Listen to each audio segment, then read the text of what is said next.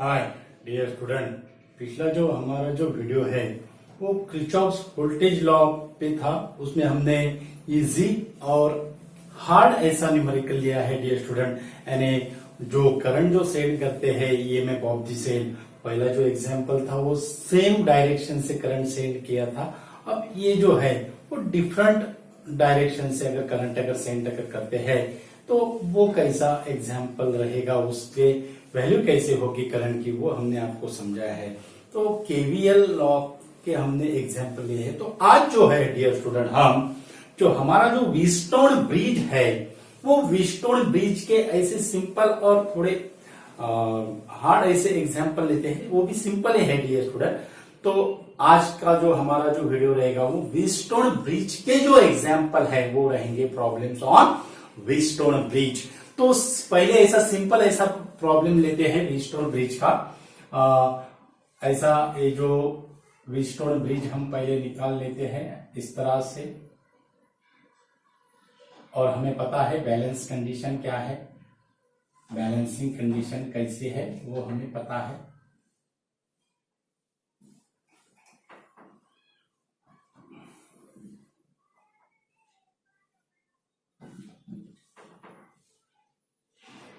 ये हो गया व्हीटस्टोन ब्रिज, ये क्या हो गया व्हीटस्टोन ब्रिज हो गए। और यहां पे हम ये देते हैं, अब अल्फाबेटिकल से हम ये देते हैं R1, R2, R3 और R4। तो इसकी जो बैलेंस कंडीशन रहेगी वो क्या होगी, R1 by R2 that is equal to R3 by R4। ध्यान में रखना है, R1 by R2 that is equal to R3 by R4। Okay, अब R1 की वैल्यू हम 5 लेते हैं, R2 की वैल्यू 10 लेते हैं, और यहां पे R4 की वैल्यू 20 लेते हैं। ओके, और ये जो है R3, इसको हम अननोन रेजिस्टेंस कहेंगे। यानी हमें X की वैल्यू क्या करना है, कैलकुलेट करना है। हमें X की वैल्यू क्या करना है, कैलकुलेट करना है। ब्रिज बैलेंस करने के लिए हमें X की वैल्यू क्या करना है, कैलकुलेट करना है।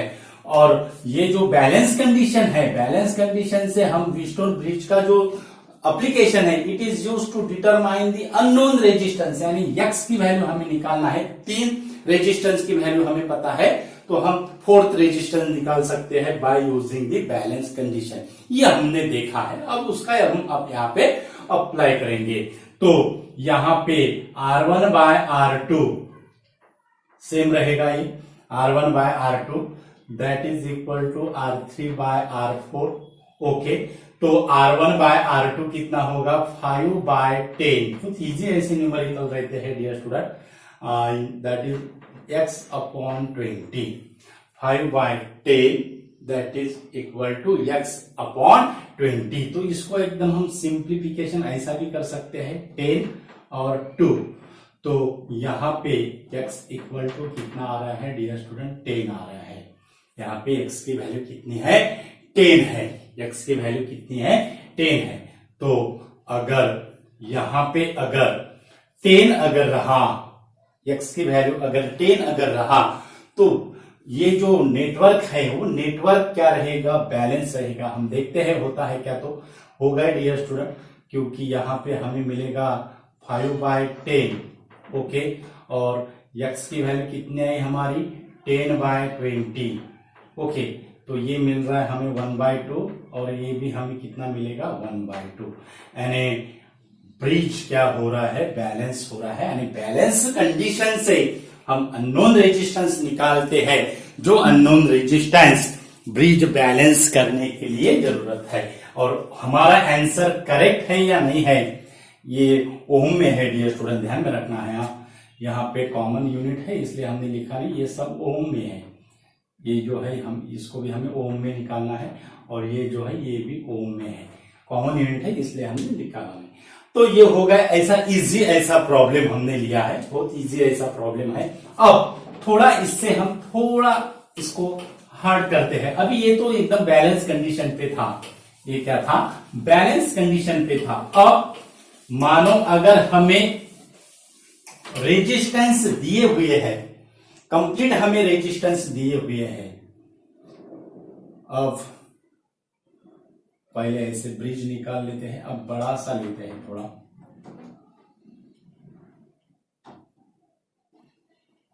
ओके, यहां पे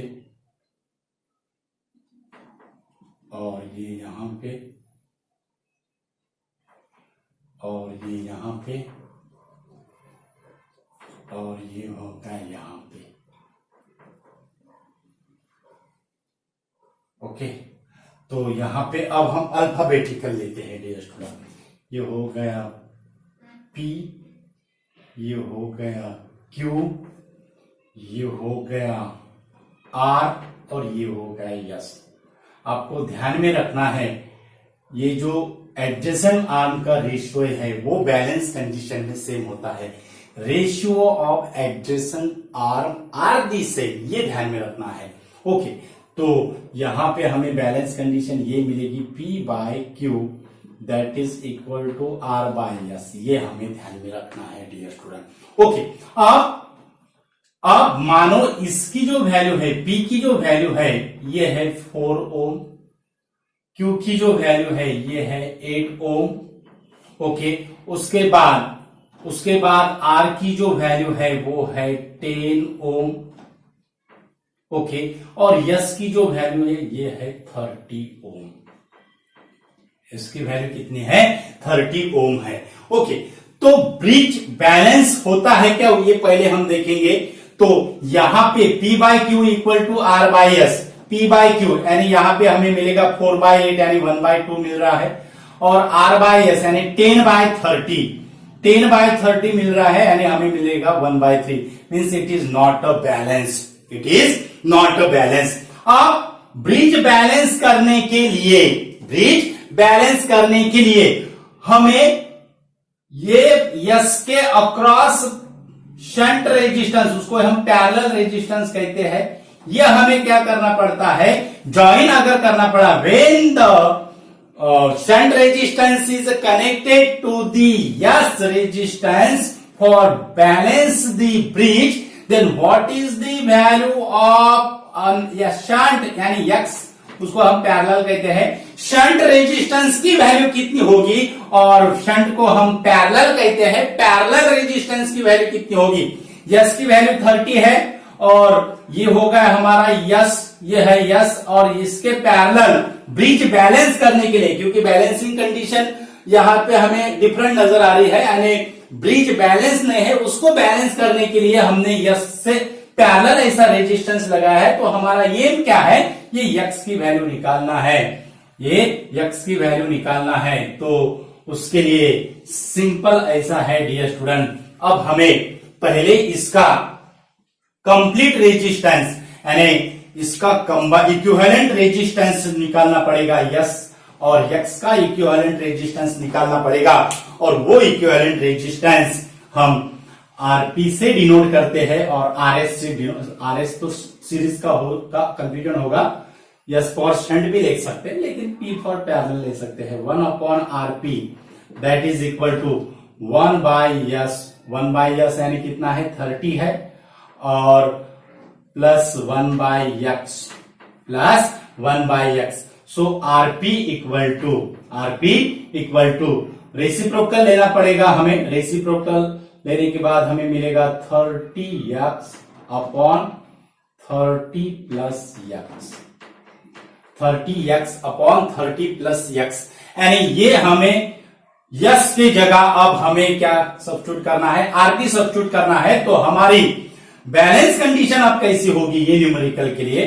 that is P by Q that is equal to R by RP, ये है RP, P by Q that is equal to R by RP, और P बाय क्यू कितना है? P बाय क्यू होता है 4 by 8 that is equal to R कितना है? 10 है। बहुत इजी ऐसा ये भी न्यूमेरिकल है डियर स्टूडेंट, और यहां पे हमें मिल रहा है 30 X upon 30 plus X, 30 X upon 30 plus X. तो ये हमें मिल जाएगा 1 by 2। Okay 30 plus X numerator में जाएगा, वो 10 से मल्टीप्लाइड होगा, तो हमें क्या मिलेगा 10 30 plus x upon 30x। Okay, तो यहां पे आप यहां पे भी उसको, यहां से भी इसको क्या कर सकते हो, डिवाइडेड कर सकते हो, सिंप्लीफिकेशन कर सकते हो, और यहां से भी आप सिंप्लीफिकेशन कर सकते हो, ऐसा भी 30x क्रॉस मल्टीप्लीकेशन होगा 20 into 30 plus X, 30x that is equal to 20 into 30 plus X. अब यहां से 10 से अगर हमने इसको अगर डिवाइडेड अगर किया तो हमें मिलेगा, यहां पे मिलेगा 3x, यहां पे आएगा 2 into 30 plus X, 3x that is equal to 60 plus 2x, 3x minus 2x that is equal to 60, x equal to 60 ohm, x equal to 60 ohm, x equal to 60 ohm, x equal to 60 ओम।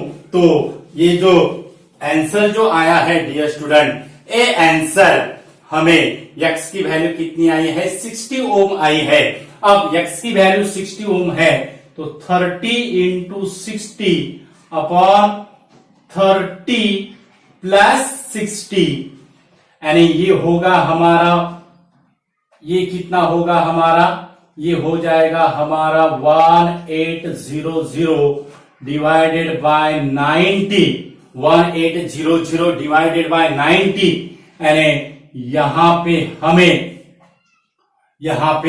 हमें कितना मिल रहा है dear student, यहां पे हमें मिल रहा है, और यहां पे हमें मिलेगा 20 मिलेगा डियर स्टूडेंट, यहां पे कितना मिल रहा है हमें 20 मिल रहा है, यानी आरपी की वैल्यू कितनी आई है 20 आई है।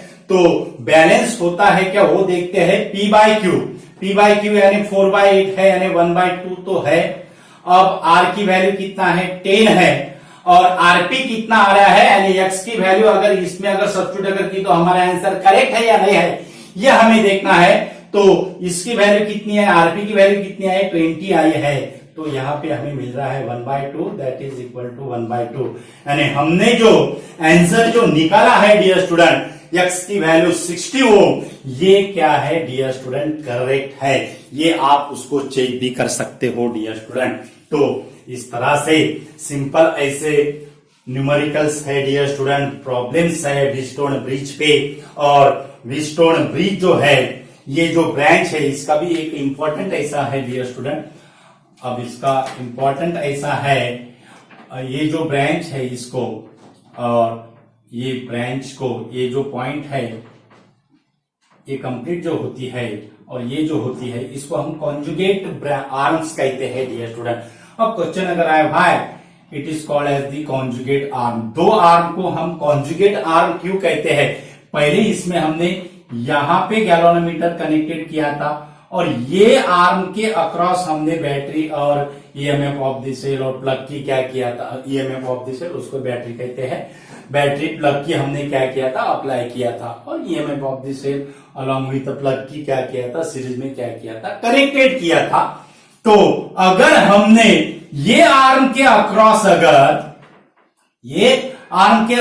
अगर हमने ईएमएफ ऑफ द सेल अगर कनेक्टेड किया, और ये आर्म के अक्रॉस अगर हमने गैल्वेनोमीटर अगर कनेक्टेड किया, तो क्या ये बैलेंस कंडीशन चेंज होगी, तो उसका आंसर क्या होगा dear student, no. If the position of the EMF of the cell और galvanometer interchange there is no change in the balance condition. इसी की वजह से ये जो दो आर्म है इसको हम कॉन्जुगेट आर्म कहते हैं, ये भी उसमें इंपॉर्टेंट ऐसा था डियर स्टूडेंट। तो इंपॉर्टेंट ऐसा वीडियो है dear student. Thank you so much once.